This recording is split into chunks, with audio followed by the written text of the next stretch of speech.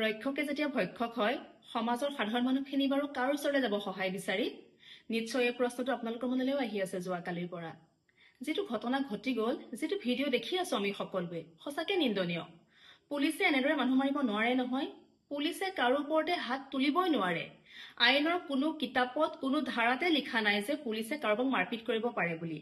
কিন্তু কি ভাবি কি চিন্তা কৰি যে এনেকুৱা কৰে নহয় বুজি নাপাওঁ মানে। নিজকে ৰজা বুলিয়ে ভাবি লয় নেকি? চিন্তা হৈ যায় যে সঁচাকে পুলিচ ৰাজ নে গুণ্ডা ৰাজ? গুণ্ডা নেকি পুলিচসকল, যিসকলে এনেকুৱা ধৰণৰ কাম কৰে? কি ভাবি পেলাই কৰে বাৰু? এটা কথা আমি সকলোৱে জানো যে আমি আইনৰ গণ্ডিৰ মাজত থাকো। আমাৰ ওপৰত আইন ব্যৱস্থা এটা আছে আৰু সমাজখন সুন্দৰকে চলিবলৈ এই আইন ব্যৱস্থাসমূহ কৰা হৈছে। যদিহে কোনোবাই অপৰাধ কৰিছে, কোনোবাই দোষ কৰিছে, তেতিয়াহ'লে বিভিন্ন ধৰণৰ শাস্তি আছে আইনৰ ধাৰাত, ফাইন আছে। এই ল'ৰাজনে যদি ট্ৰেফিক ৰুল ভংগ কৰিছিলে ফাইন দিব পাৰিলেহেঁতেন। এইবিলাক কিহৰ